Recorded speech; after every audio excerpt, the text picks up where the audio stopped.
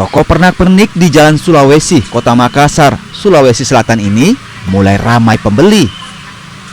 Banyak warga keturunan Tionghoa berdatangan berburu keperluan untuk menyambut Tahun Baru Cina 2576 Kongzili.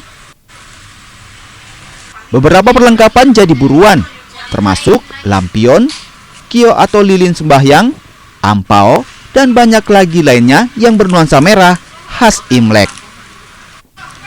Banyak warga sengaja berbelanja lebih awal agar tak terlambat menghias rumah.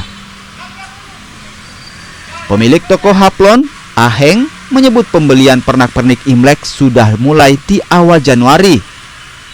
Tak hanya datang langsung, sejumlah pelanggan setianya juga memesan via online agar mereka tak kehabisan. Bagus, rame. Sejak kapan mulai rame masuk? Dua tiga minggu lalu. 2-3 minggu lalu. Apa yang mungkin paling banyak dicari warga sini? Perhiasan Imlek begitu, aksesoris Imlek, pohon, ampau, kio, kata sembahyang. Mungkin kalau dari ampau mulai harga berapa dan tema-tema apa yang banyak hari ini? Tahun ini kan tahun ular ya, gambar ular yang banyak. Harganya 5.000 paling murah sampai 20. Biasa kalau satu pelanggan itu beli berapa ampau biasa? Nah, tentu. Ya. Kalau untuk ini Pak, sejauh ini bagaimana penjualan ampaunya, sudah banyak atau Sudah seperti banyak, apa? hampir habis.